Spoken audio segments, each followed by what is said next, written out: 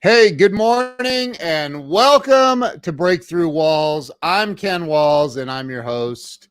And I have a very special guest on today, Mr. Mike Young. Mike has, he's been through it. He was a millionaire and went from millionaire to a couple $100,000 in debt almost overnight. I'm sure it felt like overnight. Anyway, I'm going to have Mike on here in a second. Stay with us.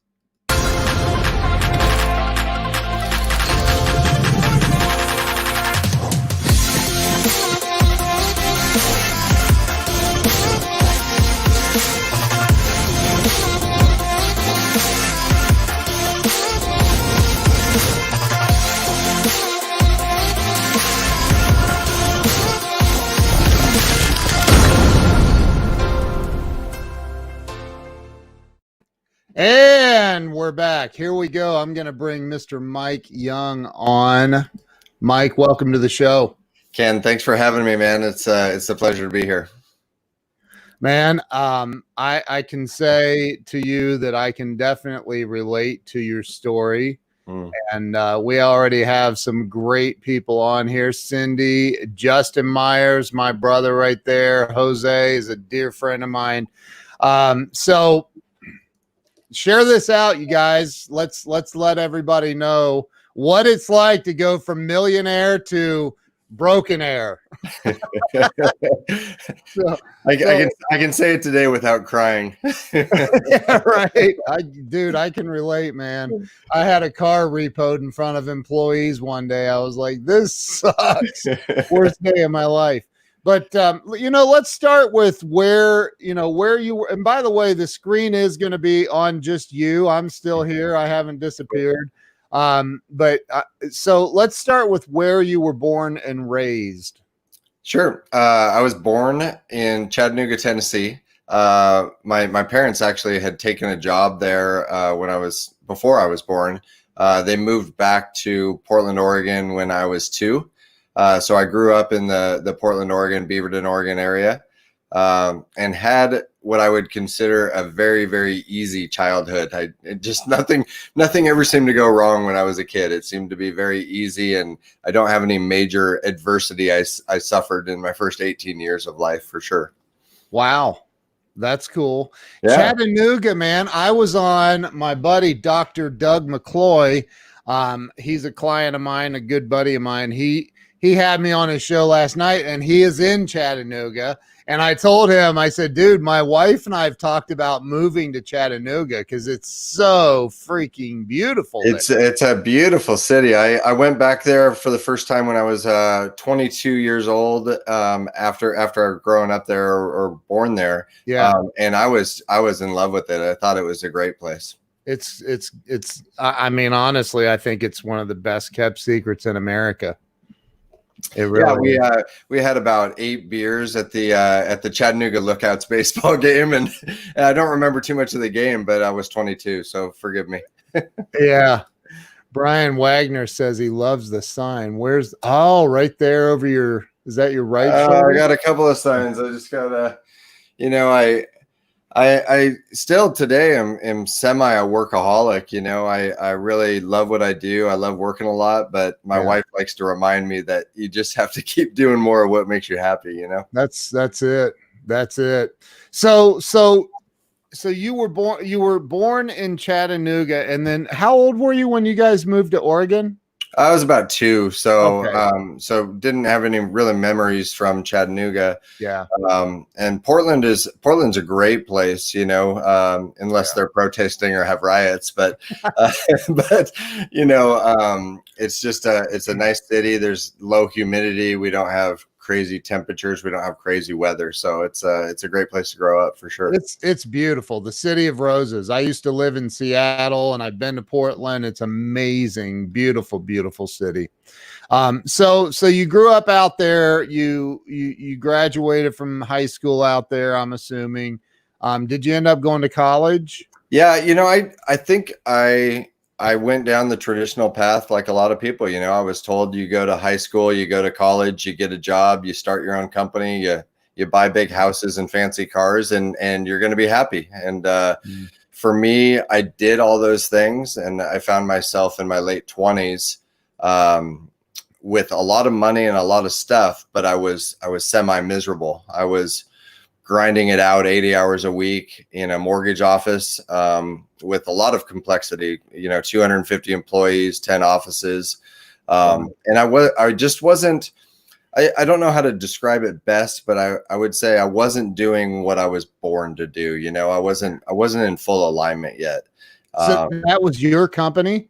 That was my company. We started in 2003 with 5 business partners and myself. We started it from scratch and grew it in 5 years to a couple hundred employees.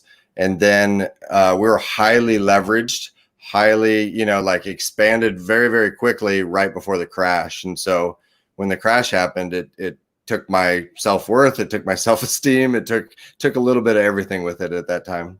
Dude, a lot of people in the mortgage business, a lot of them went to jail, but a lot of, there were a lot of guys that ended their lives. I know a couple of them that had $30 million swings on both sides. And when you're $30 million in debt, you feel like there's no hope sometimes. Yeah. Especially if you've built your identity around money and things and stuff.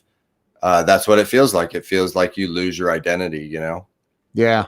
Yes. I can't relate to 30 million in debt, but I can relate to, I get it. So in 08, 09, and you, let's talk about what was the height of all of that? How much revenue did your company produce? What was the height of your success financially in that?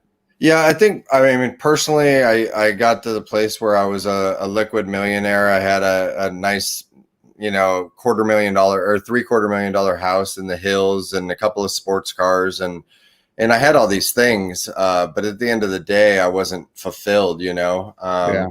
And for me in 2008, 2009, that just went down to next to nothing, I arrived in 2009 in a place where I had moved to Seattle. I thought I was going to somehow escape, somehow moving was going to make it all better.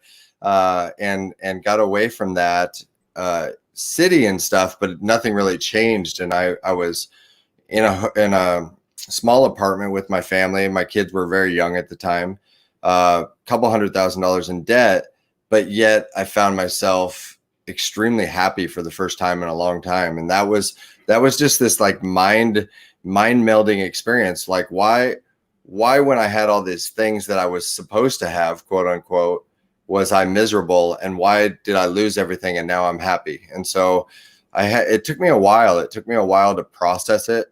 I went through an experience where I was so desperate to fix the money problem that I just started consuming. I started consuming books, online courses, going to events, going to seminars, because I was determined to figure out the online business game.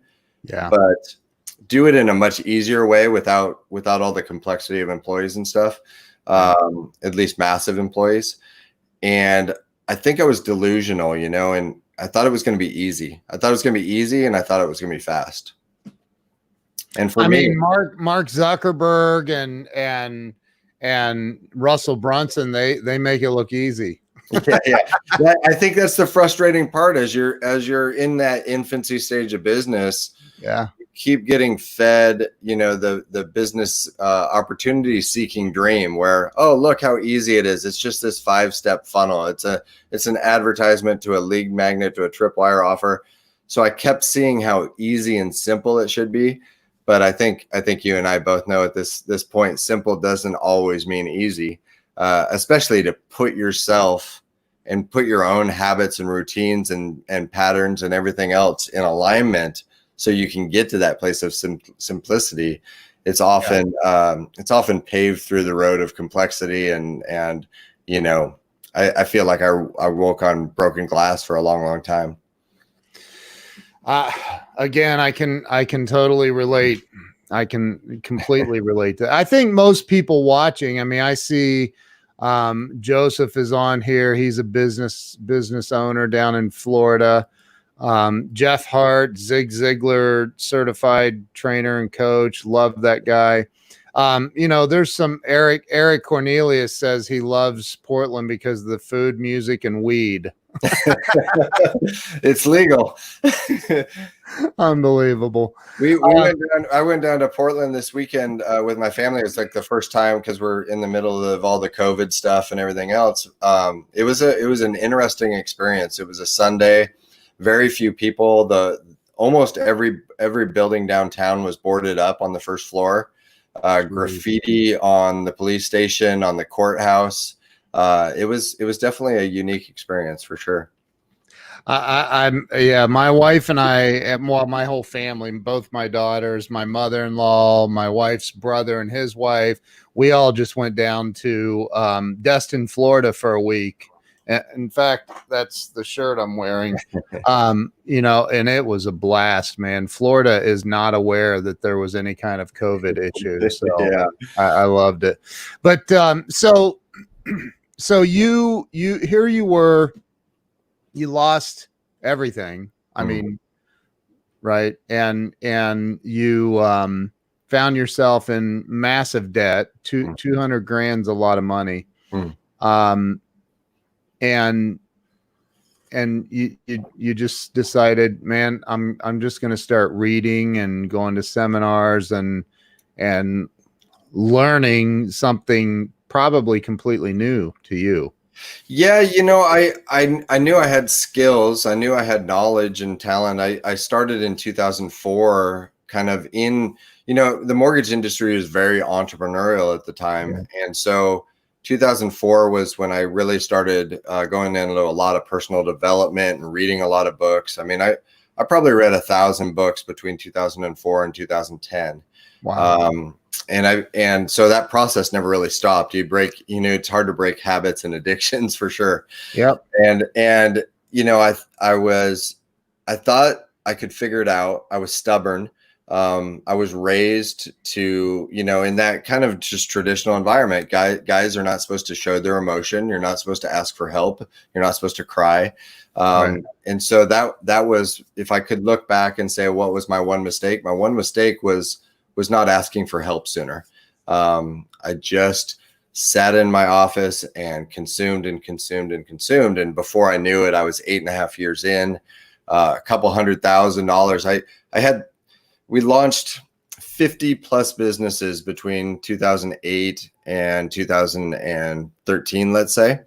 Wow. And most of them flopped. And so somewhere in that phase, I became fascinated with the psychology of it all. Like, why did these 3 businesses take off and do pretty well? And why did these 47 flop, Yeah. And so then I began, as my business started working, in 2014, 15, 16, I started getting even more fascinated to reverse engineer the process of why they worked. And then right. I think I was always born, we talked about where I was born and stuff, but I think I was always hardwired to be a mentor or a coach or a guide. Even in elementary school, I did that. I just kind of always wanted to help other people. Yeah. And looking back, there were moments that I tried to do it too soon.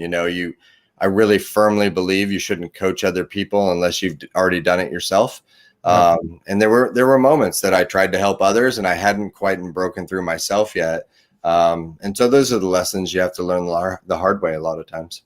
Yeah, that's true, man. I agree with you. So you,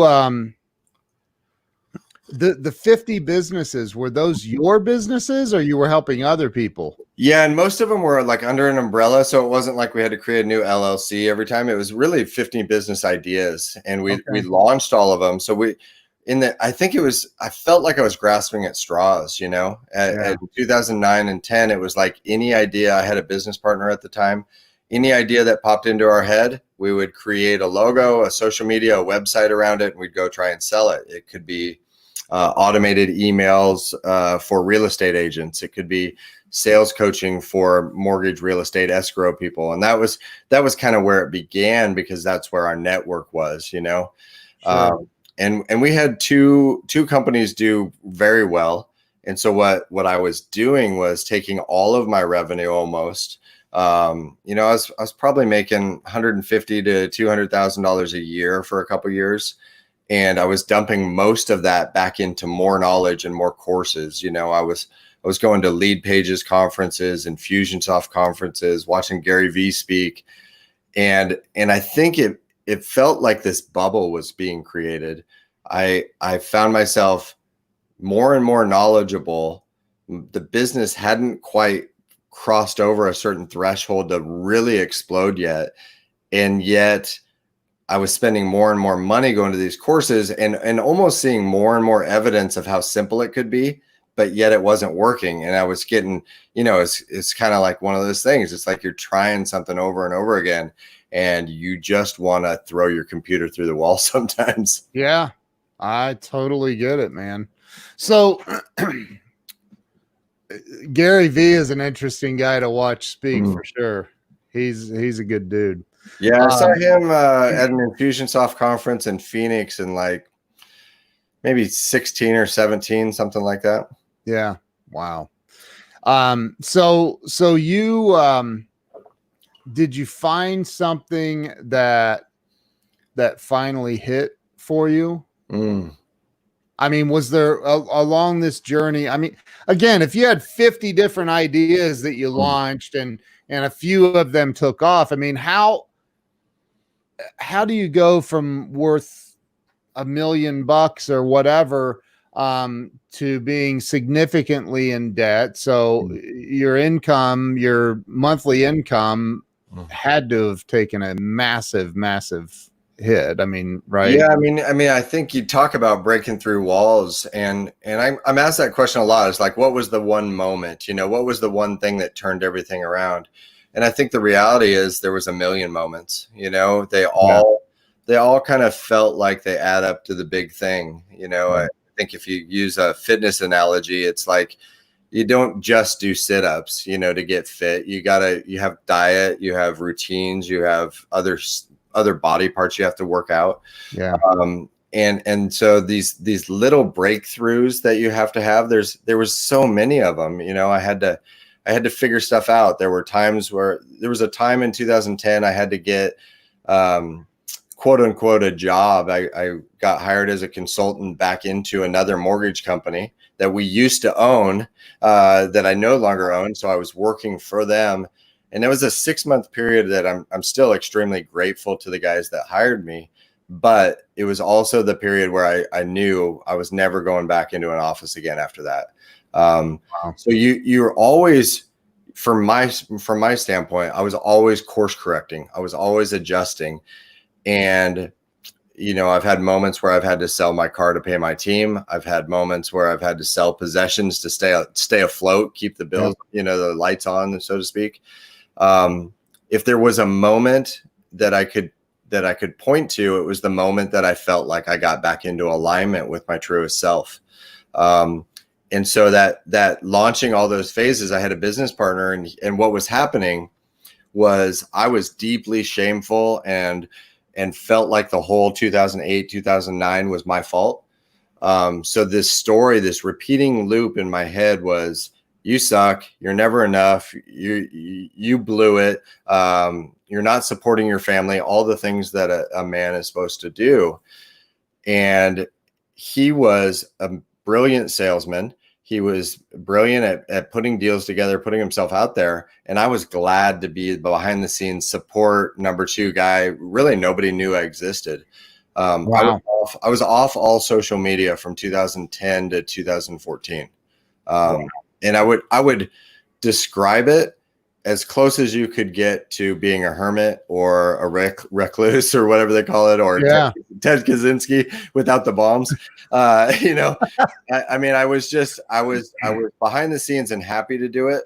But what happened for me was my brother-in-law took his own life in 2015, and something snapped where I realized you got one life to live, and that was the moment that I said, I'm going to put myself back out there, because something was still missing. Being hiding like that, I still knew I needed to be the face of something. I needed to coach and mentor people in some way.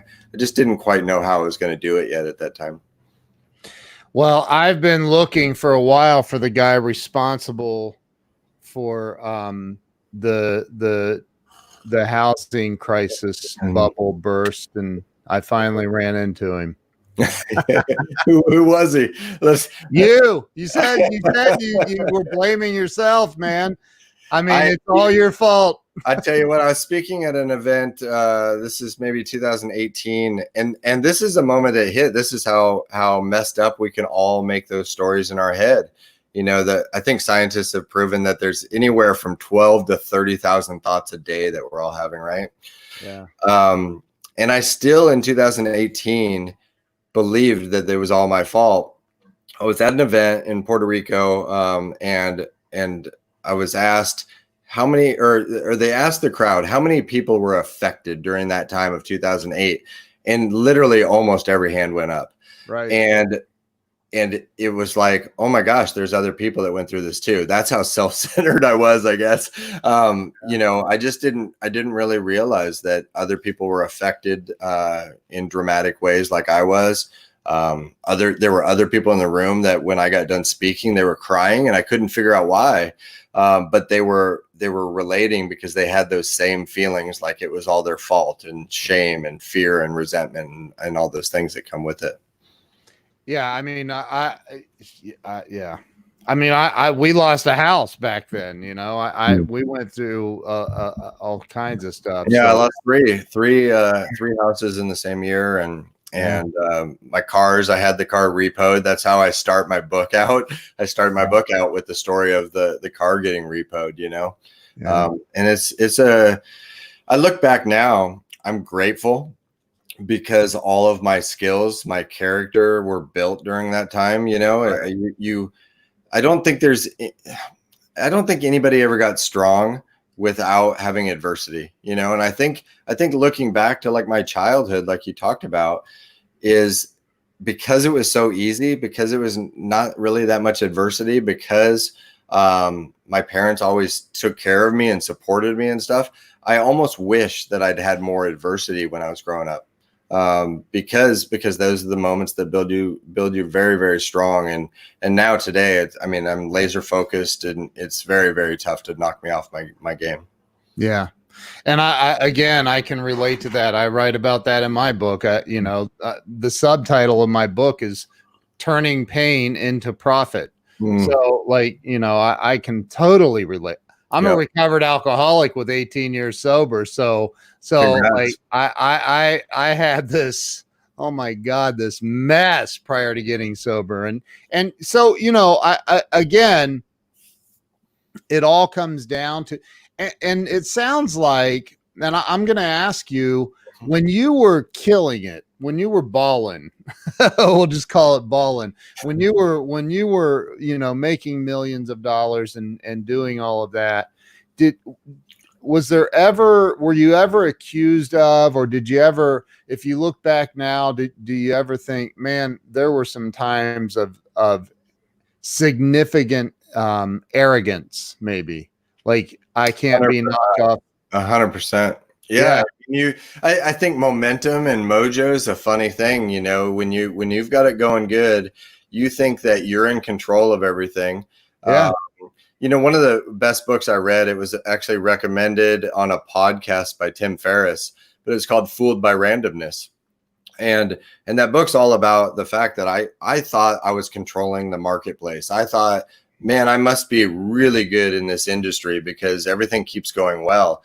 I didn't realize I was just riding a huge wave at the time. And that's how it felt. It felt like shooting fish in a barrel. You know, it just felt easy. Things were in flow, but I was extremely arrogant. I didn't treat other humans with the respect that I wish I would have. You know, we had friends accuse my wife of marrying me for money, which we laugh about now because we struggled for so long. You know, we're still together, and we struggled for almost a decade. And it's one of those things that you look back and you're able to kind of connect all the dots. Yeah. But it's like you said, with alcohol and with everything else, it's going through it. You're not able to connect the dots. Right. You're not able to give yourself your own outside perspective on things. And it feels messy. It feels messy and clunky when you're going through it. That humility, though, that comes as a result, right? Like there's this certain amount of humility that we have to, in recovery, they say that, if you don't have humility, there's no way you're going to stay sober. Like it's just not possible. So, and I agree with that. I agree with it 1,000%. So you found yourself finally, it sounds like in 2018, after your speech in Puerto Rico, you found Puerto Rico, right? Wasn't it Puerto Rico? Yeah. And that was at a friend's event. I wasn't headlining or anything. I was just talking on stage, but but you found humility that day. Yeah, I think it was before that. I think the moment that I think I always viewed asking for help as weakness, or saying that you need support as weakness. And I think the true humility was before that, a couple years before that, when I was grinding it out in my office, and I knew I was close. Like I had significant knowledge at this point, and talents and skills. I had a design team. I had all the things, but it still wasn't quite working. I knew I needed help in copywriting and marketing, advertising a little bit. I was beginning to recognize that the majority of my problem was between my ears, like mindset. So I began following a couple of different people. And one of them was one of the best copywriters I consider in the world today. Not really well known, but highly skilled. And he did a Facebook Live, and he said at the end of his video, he said, "I'm surprised that more people don't just ask for help when they're stuck." And that's all it took. I asked for help. I reached out to him, said I could use some help. And the best thing happened to me. He said, "If you come over here to my event," which I was thinking at the time, like, shit, man, I don't need another event. Right. I'm a couple $100,000 into events. But he said, "If you come over to my event, I'll help you personally." And so I was like, "Okay, where's the event?" And he sends me a link, and it was 14 days away, and it was 9,000 miles away over in Phuket, Thailand. And that was the best leap of faith I ever took. I came home, I talked to my wife. I said, "Hey, I think this person that I've been following for almost a year now is genuinely going to help me. We have a connection, we have a vibe, like everything else, but I got to fly to Thailand in 14 days. And so I still remember the look on her face. But that helped with the humility. You get to see people that are used to living off of many times less than a few dollars a day. You get to see people, I remember this one guy, he's just selling gum, he's selling gum. He literally has no arms, no legs. And he was like on a skateboard basically. And that's what he did for a living. He sold gum. Wow. You see these food carts and everything else. That was when I was like, number one, tremendous courage and strength to ask for help. I give myself credit for that today. But number two, it gave me perspective that the majority of the world still lives off of less than $10 a day. And I was, looking back, how arrogant are you to think that you have the world wrapped up in your hands, where a lot of people are still worried about clean water, food, the basics. Yeah. Wow. Is this person that you went to Phuket to see, is it somebody we all know, or? It's Mitch Miller.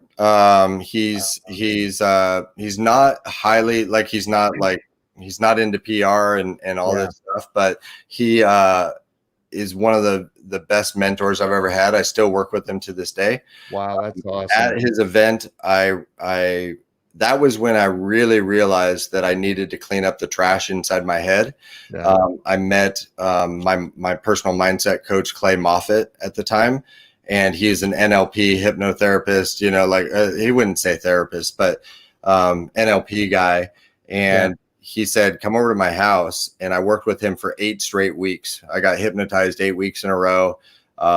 We did a lot of mindset work to kind of rewire the story I was telling myself. You got to connect with my buddy Joe Soto. I don't know if you know who Joe is. I've heard the name, but I don't know him. Joe and Wyatt Woodsmall, Wyatt's a friend of mine too. He's the original NLP guy. He well, not the original, but he trained Tony Robbins in NLP. He's a great wise man, but they have a thing that they do, free training. It's really amazing. So, that stuff all seemed like so, yeah, it seems so woo to me, know. It's just like, yeah, it's true. It's like all these quotes you see, you think they're all BS until you get to the other side of them and you recognize the truth. Amen. And that's really it. You have to be able to, as you break through these walls, as you break through these barriers, you have to realize you're taking information, and then you have to convert it into your own knowledge and understanding. And then you've got to take action with it before you're ever going to gain wisdom. And that process I've gotten comfortable with now in 2020. But I still have my good days and my bad days. I still have ups and downs. I just have gotten more comfortable with dealing with the moments. I think the one thing I do now is I allow myself to process my emotions. I always was trying to, like, man, I feel uncomfortable. I feel like things are falling apart. I feel like whatever. And those moments still happen today. Yeah. I allow myself to feel it. I just stop what I'm doing. And then eventually, whether it's sleep, whether it's diet, whether it's water, whether it's exercise, whatever it is, it's always the basics. At some point, your brain stops that process and you get back to work. Right. And I think the real killers are the moments where you allow that stuff to keep you stuck in stagnation. Yeah. So you're literally doing nothing but worrying, or you're thinking about the past, or you're thinking about the future, and all that stuff's doing you no good. It's how quickly can you course correct and get back to your mission? Love that, man. I love that. I think people forget that, and I talk about this a lot. If we were friends on Facebook, which we're not, which is weird. I don't think I've ever had a guest on that I wasn't friends with on Facebook before getting on the show. We'll fix that right after. Yeah. But like, I talk about that a lot. And I was talking to my buddy last night about this, the Dr. Doug, that I couldn't remember his name for a second, but I said, it's about reframing what's going on.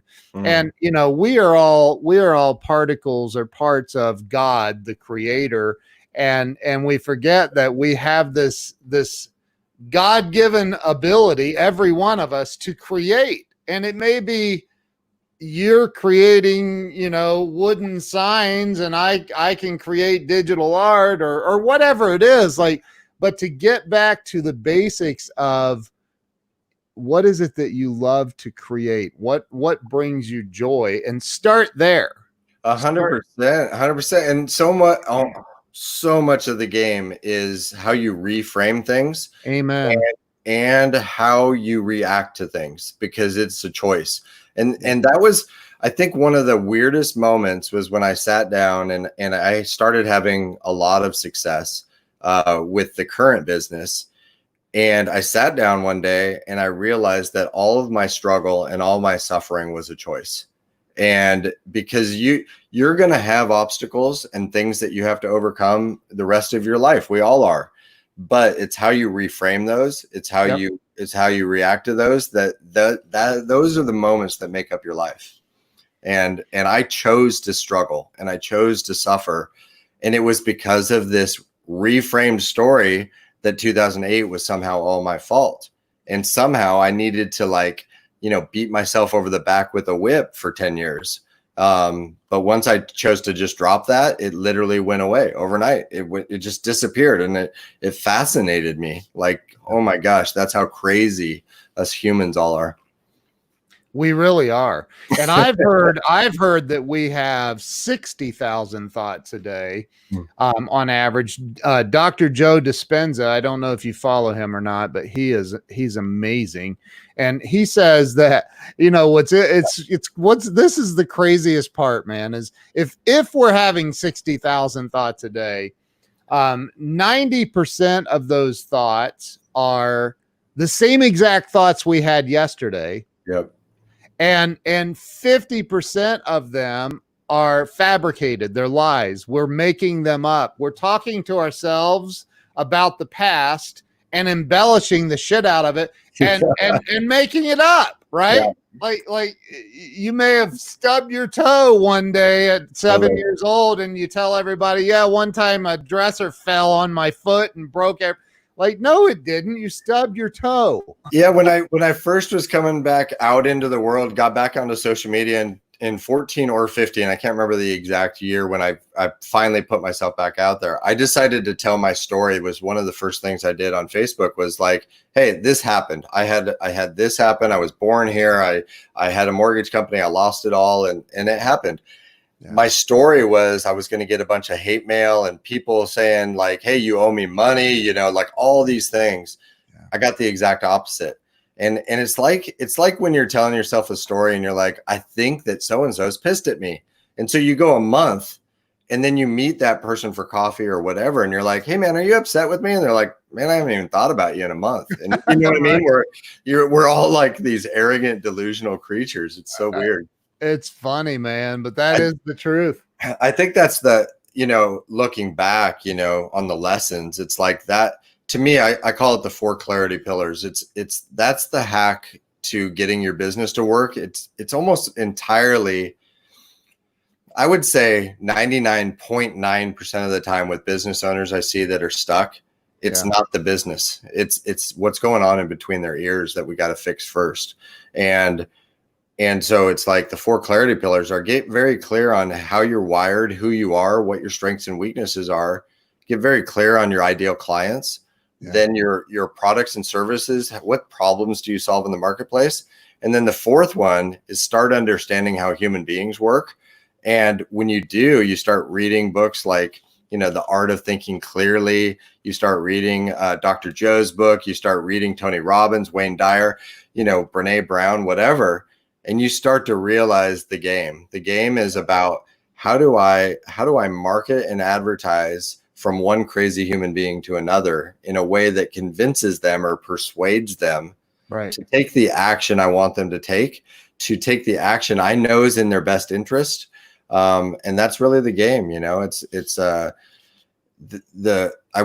I think if I could go back, I would have started in copywriting. All the way back in 2008, I would have started in copywriting because copywriting leads you immediately to human behavior. And that's the shortcut. When you figure that part out, the business almost becomes easy. Yep. And that's Joe Soto is huge. He helped, he was business partners with Ty Lopez and helped Ty, I don't even know, $40 million or something crazy on courses. And it's funny because Joe's a coach of mine. He's a mentor of mine.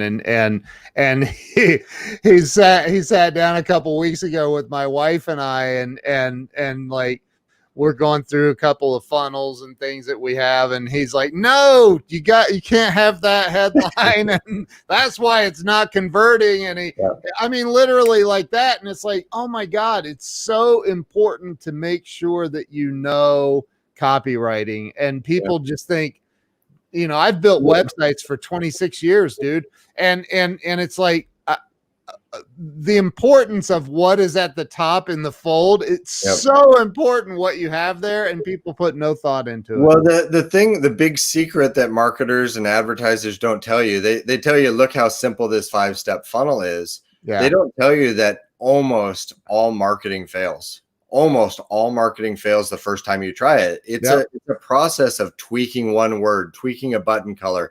So it's about testing. It's about testing, market feedback, data, course corrections until it works. And that's the process so many people are not willing to go through. I think about it like a game, like a Super Mario Brothers video game. Is sometimes you go down a path and you get trapped and you have to back up and start again. And that's a frustrating process, especially if your business isn't working. Most of my problems looking back were due to lack of patience. It was needing to close this deal that's out of alignment because it provided enough money to pay the rent or whatever it was. That lack of patience is it's like if you could rewind and just say, I've got all the time in the world. Let me take a 90-day period and do this right. You'd figure it out in 90 days. But the lack of patience for me drug it out over 8.5 years. Was always trying to I wouldn't say rob Peter to pay Paul, but it was taking business that wasn't where I wanted to go just to survive. And it's okay. It's a normal part of the process. I see it all the time. Russell Brunson talks about that in his whatever book it is, Secrets or whatever. Yeah. He talks about look, you're going to fail. I've said this for years. My wife was the global vice president of marketing for 2 different companies that do over 500 million a year, right? And her and I met back in 2009 and got married in 2010. But I was like, wow, and she's brilliant. I mean, she talks about marketing stuff on levels that are like so far over my head. Yeah. But then, digital really started becoming the thing in 2010, 11, 12, right in there. And it was like, wow, the marketing game has changed. And I've said for years, the best marketers in the world are the ones who've lost the most money. Yeah. It's the truth, man, because that means you took the most chances. Yeah, and I think it's weird because there's something about the online, like if you owned a local flower shop, right? You grow these flowers, you put them in a vase, you sell them. There's a very tangible aspect of business, but somehow the shift to online makes it not so tangible to people. So we do weird things that we wouldn't do if we owned a local brick and mortar. Right. And we try and skip steps in how human relationships are formed, and we try and shortcut things. We're always looking for the hack. That's just how we're wired. Yeah. And again, just because of cognitive dissonance, we're able to make one decision, have one thought at a time. Even the people that think they multitask, they're just having lots of different decisions very quickly. But it's one decision at a time, and that's why when I look at a lot of businesses and you talk about funnels, it's like they're presenting an argument in their funnel that is overwhelming the brain, and it's forcing them to make 3 choices at once, which we can't do. So it's about one advertisement to one decision, one landing payment to one decision, and you've got to work them through the process. And when you crack that code, you kind of get to the other side and you're like, that's how easy it is, but it takes some time to get there. It's a lot of course correcting, a lot of trial and error for sure. It is. And that's the other thing is, because I've had a lot of companies and people reach out and want me to build a funnel. It's going to change everything for them. If I just have the right funnel, my business, I'll be a millionaire, in just a couple of months. And a funnel isn't necessarily the answer for every business. And right. And there's too many people that keep hearing, because it's a buzzword, and thank you, Russell. But it's a buzzword. And funny part is I don't even use ClickFunnels.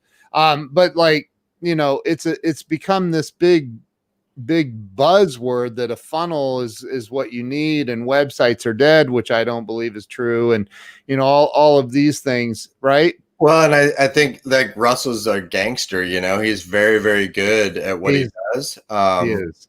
And he's created that central belief system, that belief that websites are dead and the funnel's the answer. That's his, if you go through his perfect webinar stuff, that's his belief system. He wants you to believe that. And so people are repeating that story. Right. And what I find a lot of times is people are using one-off advertising techniques or marketing techniques, but they're not marketing. Marketing's like a symphony orchestra. You've got to get the flutes and the cellos and all this stuff to play together the same tune. And so when I run into a lot of businesses, and I suffered from this for a long time, is they're trying one thing here and one thing there, but it's like having everybody play their own tune. And you got to get those things all working together with one central theme.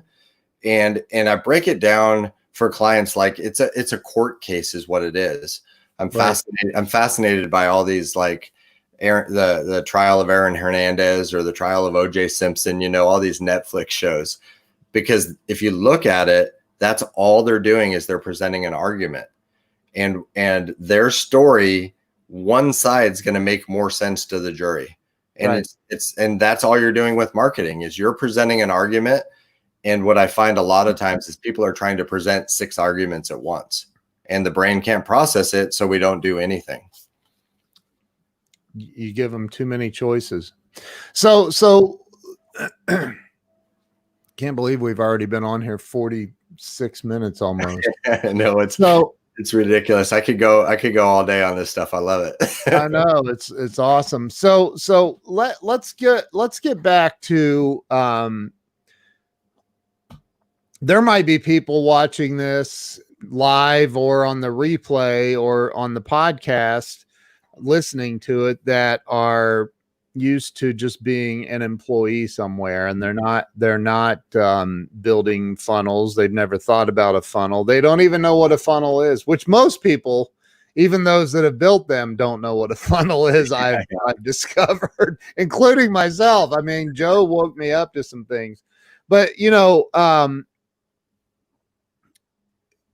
for the person that might be struggling right now to pay their rent, pay their electric bill, make their car payment, they feel like all hope is lost. Like there's no purpose anymore for me to even be here. And I've been there. I'm sure you've been there. I know you've been there. You said you've been there. Yep. You feel like you've lost all hope. What do you say to that person right now, especially with the way COVID, all the craziness? Like, what do you say to them to help them get over the hump, to find their creativity, to find their drive or passion and get through it? Yeah, I mean, we talked about reframing. My reframing on my why is all about those people, because I remember how I felt in 2008. I remember how I felt in 2015. And the reality is entrepreneurship and being a small business owner can be a lonely, difficult road. So I have a tremendous empathy and passion for those people to help them. What I would say is it's not as complicated as you're likely making it. If you're clear on what you want, find somebody that's already done what you're trying to do and raise your hand and ask for help. That if there is a shortcut or a hack to this game, that's it. Because when I look back, when I needed an answer in 2008, I would go to Google and I would get presented with 10 different articles. And then it would take me maybe an hour or two to sift through the articles to say, this is the right article. Then it would take me another hour to try whatever that article said or that book said or whatever it does. When you have somebody that's already done what you're trying to do, you get instant answers. You get mentorship, you get coaching, you get advice.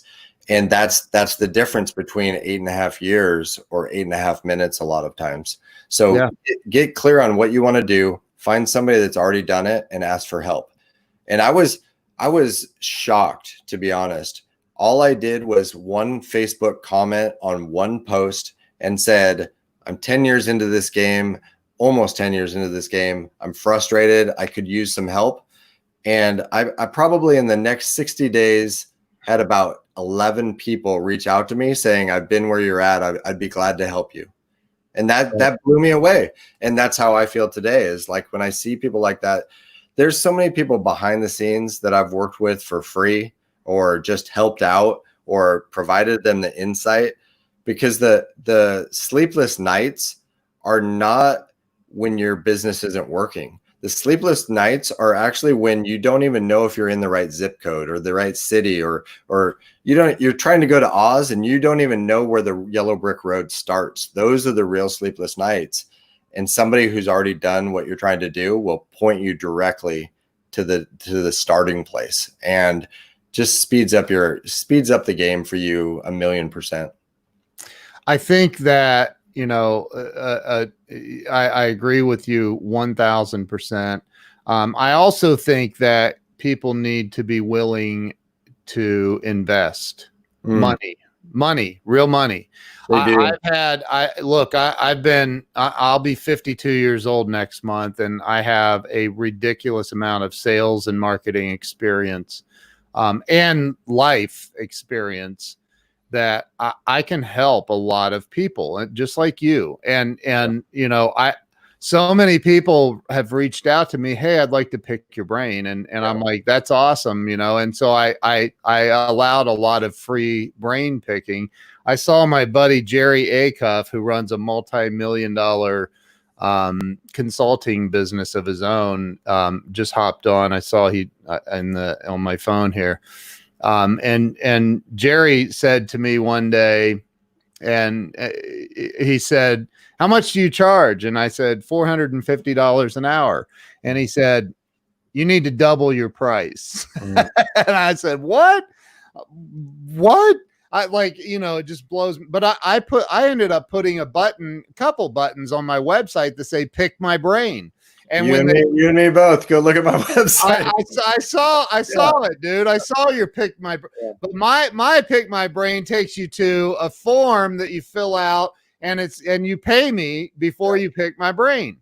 Yeah. And because I have experience, I can help you, but I'm not going to help you for free. And that when you're helping somebody for free, typically they don't value it as much. It typically, I would say the majority of the time, unless it's the right type of person, it doesn't work, because the pulling out your wallet and the actual transfer and exchange of your credit card, your money to exchange for the value that you're going to get back, that is literally the moment that you're betting on yourself. What's happening is you're making a choice subconsciously to invest in yourself because you believe it's going to work. And so if you skip that step, it typically never works because the person hasn't had to bet on themselves. And so the higher the dollar figure, the more that they're betting on themselves. It's our low end programs, are all the way down to $2,500 or $250 a month, right? Yeah. Our upper end coaching is $30,000 a year. Well, it doesn't necessarily matter because it's a concept. There are people that $250 a month is everything to them, and there's other people that $2,500 a month, it's not that big a deal. And so it's price is largely irrelevant. Price is a symptom. And price is a function of how much pain is this person in, how well do you help them recognize that they're in that pain, and how well do you articulate your solution to them. Right. And so the story I always give people is, if you were a brain surgeon and came to me and said, hey, I need to fix your brain, it's $400,000, I'd be like, I'm fine. But if I've got a pain in my head and I know something's wrong, my right side of my body stopped working, and you said, if you don't fix that thing in your head in the next week, you're going to die, I'd find out a way to get 400 grand pretty darn quickly. And so one situation is like, I don't even need you. 400 grand is ridiculous price to charge. The other one, I'm going to figure out a way to get 400 grand in less than a week. And so it's dependent on the pain that person's in, and how much the solution's required to avoid, a lot of times, death, And you're not going to come back and go, well, I found a guy that'll do it for 20 grand. Yeah. I found a guy he's got a hatchet and a hacksaw and a hammer. Right. He'll do it for $10. He said with his Dremel tool, he can work some magic on my brain. Like, you're not, you want, when it comes to that, you want the best. Yeah. And it's amazing that a lot of people don't look at their businesses and their lives the same way. Totally. And that's the reality. That this is the other thing, is what's the answer to my business not working? Is it a funnel? Is it a chat bot? Is it direct mail? Is it door-to-door sales? The answer is there's a million ways to win this game. You've got to find a way to pick the strategy that's in alignment with who you are. Yeah. You see people doing a lot of organic posting and selfies and posting their lunch and whatever they're doing. They're posting all the time, but behind the scenes, their business is failing. And some people are very successful with that organic posting phase. That was not in alignment with me. I could not post all the time, and it's not what I wanted. So what I found was, for me, it was much easier to have an advertisement running to a lead magnet, running to an offer to help. And so you have to pick the strategy that's in alignment with who you are. It's never going to work. Amen. I totally agree, man. You got it, man. You've got this game figured out, at least a portion of it. And it just took a little bit of time and a lot of pain. I think I view it as a game today. It is a game. You can pick up a game and you can suffer through it, or you can enjoy it. You can enjoy the obstacles, and I've gotten more comfortable now. I recognize that feeling, that heaviness you feel on your chest when things aren't working, or it feels like a monkey on your back, or whatever you want to call it. I realize that almost every time I have that feeling, there's a pretty big breakthrough that happens afterwards. And so I had it 2 nights ago. I was telling my wife, I don't know why, but I feel like things are falling apart right now. We were on a walk, whatever. I got some sleep. I woke up the next day. Everything was fine. You know what I mean? It's like we all have that feeling. And a lot of times that feeling, the worse it is, the bigger the breakthrough on the other side. I totally agree. And you don't have to suffer. The Buddhists have a saying, pain in life is inevitable. Suffering is a choice. Totally. And, we can choose differently. And I love what you're doing, man. I love it. I appreciate it. My last question for you would be, right now, if somebody called you and they said, "Hey, man, my car was repoed last week. My electric's being shut off tomorrow. I'm at the end of my rope. I've tried everything. I don't know what to do." What do you say to them in this moment to help them get past that? I would relate to them. I would say I've been there. I understand completely how you feel. Let's get very clear on what you're trying to do, because you're saying it's not working. So let's get clear on what you're trying to do first. So what is that? And then if I'm not the person, because a lot of times I'm not, let's find somebody that is an expert at what you're trying to accomplish. And sometimes the issue, if you're at a very, very low point, sometimes the issue is mindset first, or psychological, or getting some help. And so it's not always this business solution that solves everything. It's like, that's the story we all tell ourselves. If my business is working, my life would be great. If I had $1 million in the bank, my life would be great. But we're projecting this future pacing all the time. And so you never arrive. Instead of just kind of settling in and say, everything's fine today, I'm going to enjoy the process, enjoy the ride. So I would just say it's okay. Where you're at today is a direct reflection of your previous habits, patterns, routines, and thoughts. And so we need to shift those habits, patterns, routines, and thoughts to get new results. And let's get very clear on what you're trying to do, and let's go get it. Love it, dude. I love it. So the makeovermaster.com, that's your website. I'm sure your social media is all on there, and that's where people can follow you, right? Yeah, we have a ton of free resources. We do a lot of blind spot reviews for businesses that are stuck and can't figure out why. I've got a free course on there. So a ton of ways that people can pick my brain for free. And then a couple of ways that they can reach out for direct help if they want it. Love it, man. I love it. Mike Young, Thank you, man. I appreciate you coming on. It's my pleasure. It was a great talk, man. And I'm always glad to help. So if I can ever do anything for you, just reach out. Don't go anywhere. I'm going to end the live stream. I appreciate everybody that's been on here, shared this out. A lot of people have made comments. They love what you're talking about here today, man. So thank you so much. I appreciate it. And we will see you all tomorrow. Mike, thanks a lot. I appreciate you. Cheers, guys.